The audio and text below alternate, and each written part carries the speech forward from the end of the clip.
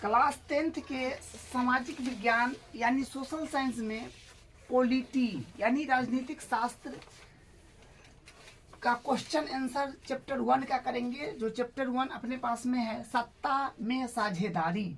ठीक है, इसका क्वेश्चन नंबर 1 देखिए क्या कहता है। आधुनिक लोकतांत्रिक व्यवस्थाओं में सत्ता की साझेदारी के अलग अलग तरीके क्या हैं, इनमें से प्रत्येक का एक उदाहरण भी दे। मतलब आपको बताना है कि आधुनिक लोकतांत्रिक व्यवस्था में सत्ता की साझेदारी की अलग अलग तरीका क्या है, इसमें से प्रत्येक का एक उदाहरण भी दे।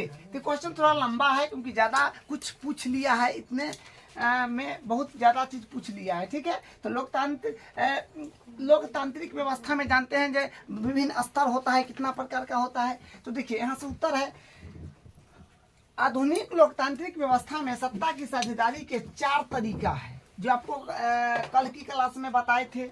जो है शासन के विभिन्न अंग, उसके बाद सरकार के विभिन्न स्तर, उसके बाद सामाजिक समूह, उसके बाद दबाव समूह और आंदोलन। ये चीज आप कल देखे थे लास्ट क्लास में।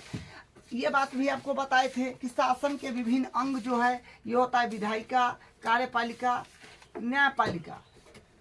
शासन के विभिन्न अंग में आता है विधायिका, कार्यपालिका, न्यायपालिका। जो आपको बताए थे कि शासन के विभिन्न अंग अगर आपसे एग्जाम में पूछ दे क्या होता है 2 नंबर 3 नंबर में, तो आप उसको लिख दीजिएगा उसमें आंसर में विधायिका, कार्यपालिका, न्यायपालिका। ठीक है, सरकार के विभिन्न स्तर में सरकार का 2 स्तर होता है। जो एक होता है केंद्र लेवल पर, एक राज्य लेवल पर होता है जो अपना क्षेत्र में होता है। तो सरकार के विभिन्न स्तर में एक केंद्र सरकार होता है, एक राज्य सरकार। ये भी बताए थे, केंद्र सरकार पूरे देश के लिए काम करता है, राज्य सरकार अपना राज्य के लिए काम करता है। और यहाँ पर कुछ बात देखिए, 4 बातें हैं जो शासन के विभिन्न अंग जो यहाँ पर है अपने पास। सरकार के विभिन्न अंग, सामाजिक समूह और क्या है, सामाजिक समूह, दबाव समूह, जो आप जानते हैं। देखिए अब अगला इसी में पॉइंट आ जाएगा, शासन के विभिन्न अंग। शासन के विभिन्न अंग में क्या होगा, देखिए जब सरकार के विभिन्न अंगों के बीच साझेदारी होती है, जैसे विधायिका, कार्यपालिका और न्यायपालिका एक ही स्तर पर रहकर अपनी अपनी शक्ति का उपयोग करते हैं। मतलब सरकार के जो विभिन्न अंग जो होता है उसके किसके बीच सत्ता की साझेदारी होता है, वो होता है एक विधायिका, एक कार्यपालिका और एक न्यायपालिका। ठीक है, ये तीनों बराबर बात है, ये तीनों जो है उनको तीनों का बराबर क्षमता है। ठीक है, उसके बाद देखिए इसे सत्ता की क्षैतिज साझेदारी कहते हैं। इसे हम लोग क्या बोलते हैं, सत्ता की क्षैतिज साझेदारी। क्वेश्चन आपको यहाँ से भी आ सकता है कि सत्ता की क्षैतिज साझेदारी क्या होता है, तो यहाँ से आंसर जो अभी बोले हैं वो डाल दीजिएगा। ठीक है तो वो आंसर में डाला जाएगा। लेकिन अपन तो इस क्वेश्चन का आंसर दे रहे हैं, लेकिन इसमें भी बहुत क्वेश्चन छुपा हुआ है, इससे बहुत क्वेश्चन बन सकता है और जिसका बहुत आंसर बन सकता है, लेकिन इस बात को भी ध्यान रखना है। उसके बाद देखिए अगला पॉइंट, सर्वोच्च न्यायालय और उच्च न्यायालय को देश के संविधान की व्यवस्था का अधिकार है। आपको हम बताए थे लास्ट क्लास में कि न्यायालय होता है 3 प्रकार का, एक जिला न्यायालय, एक उच्च न्यायालय, एगो सर्वोच्च न्यायालय। मतलब उच्च न्यायालय मतलब हुआ हाई कोर्ट और सर्वोच्च न्यायालय मतलब हुआ सुप्रीम कोर्ट, जो संविधान के तहत वो जो कानून लागू होता है वो देखता है कि संविधान के तहत ये है कि नहीं, तो लागू करता है, अन्यथा उसको नहीं करता है। सारा बात इसमें मेंशन है।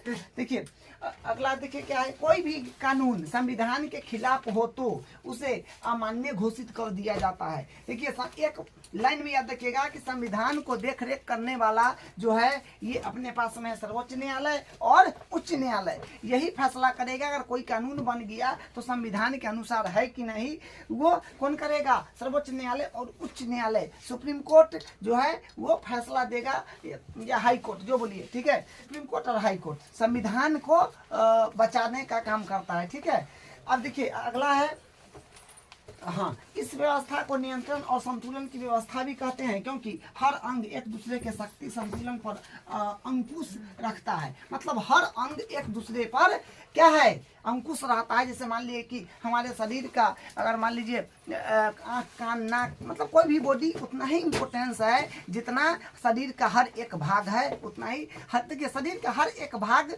हर अंग बराबर इंपॉर्टेंट है, क्योंकि पैर नहीं रहेगा तो कुछ नहीं कर पाएंगे आप। और मान लीजिए कि लीवर आपका डैमेज है तो भी कुछ नहीं कर पाएंगे, उस वही बात यहाँ पर है।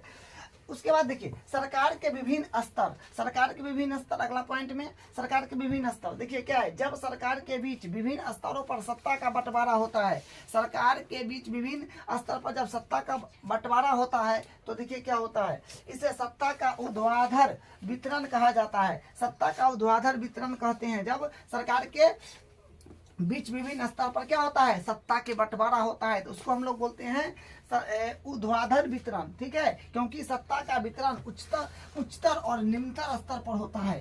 सत्ता का जो है वितरण उच्चतर और निम्नतर स्तर पर होता है। देखिए अगला पॉइंट, भारत में यह देश स्तर पर केंद्र या संघ सरकार तथा क्षेत्रीय स्तर पर राज्य सरकार है।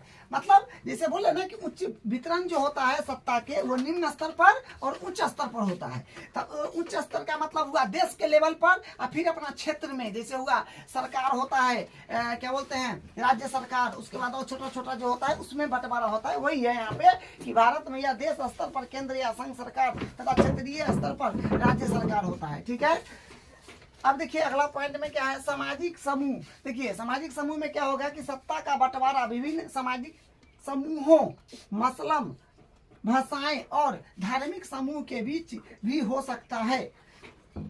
मसलम का मतलब होता है उर्दू। ठीक है, इसमें फिर कुछ देशों के संविधान और कानून में इस बात का प्रावधान है कि सामाजिक रूप से कमजोर समुदाय और महिलाओं को विधायिका और प्रशासन में हिस्सेदारी दी जाए। हाँ देखिए ये तो बात जानते हैं कि जो क्या है कि पारिवारिक रूप से कमजोर है, यानी सामाजिक रूप से कमजोर है समुदाय और महिला या पुरुष जो हो वो कमजोर है तो उसको अधिकतर लाभ दिया जाता है, वो संविधान में वहाँ पे नोट है। ठीक है, अब इसके बाद देखिए अल्पसंख्यक समुदाय को भी साझेदारी से सत्ता में उचित हिस्सेदारी दी जाए।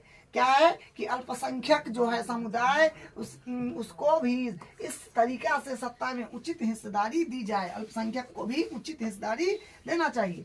इस प्रकार सभी समुदाय को शासन में भागीदारी दी जाए। मतलब इस प्रकार से सभी समुदाय को शासन में भागीदारी दी जाए। ठीक है, मतलब शासन में सभी को भागीदारी दी जाए। देखिए अल्पसंख्यक समुदायों को भी इस तरीका से सत्ता में उचित हिस्सेदारी दी जाए। अल्पसंख्यक समुदाय को भी इस तरीके से क्या होना चाहिए, सत्ता में उचित हिस्सेदारी देना चाहिए। अल्पसंख्यक मतलब जाते हैं ना, जिसकी संख्या कम है उसको भी उचित हिस्सेदारी दिया जाए, ये बात था। अभी ये देखिए इस प्रकार सभी समुदाय को शासन में भागीदारी दी जाए। सभी समुदाय जो भी समुदाय से आए सबको शासन में भागीदारी दिया जाए। ठीक है, उदाहरण के लिए देखिए जैसे बेल्जियम में सामुदायिक सरकार, बेल्जियम में जो था सामुदायिक सरकार। अब भारत में देखिए भारत में आरक्षण व्यवस्था, भारत में भी आरक्षण व्यवस्था है, समझ गए। अब देखिए यहाँ पर जो है ये एक बात है दबाव समूह और आंदोलन। ठीक है, एक पॉइंट इसको देख लीजिए, दबाव समूह और आंदोलन। सत्ता के बंटवारे का एक रूप हम विभिन्न प्रकार के दबाव समूह और आंदोलन द्वारा शासन को प्रभावित और नियंत्रित करने के तरीके के भी लक्ष्य कर सकते हैं। क्या करेंगे कि सत्ता के बंटवारे का एक रूप हम विभिन्न प्रकार के दबाव समूह और आंदोलन द्वारा शासन को प्रभावित कर और नियंत्रित करने के तरीके के विभिन्न लक्ष्य कर सकते हैं। दूसरा पॉइंट, लोकतंत्र में चुनाव का विकल्प रहना चाहिए। लोकतंत्र में चुनाव का विकल्प बहुत बेस्ट है, समझे। लोकतंत्र जो है चुनाव का विकल्प बहुत बेस्ट है। लोकतंत्र में चुनाव का विकल्प रहना चाहिए। यह विकल्प विभिन्न प्रकार की पार्टियों के रूप में होता है। अगला पॉइंट है लोकतंत्र में हम व्यापारी, उद्योगपति, किसान और औद्योगिक मजदूर जैसे कई संगठित हित समूह को भी सक्रिय देखते हैं।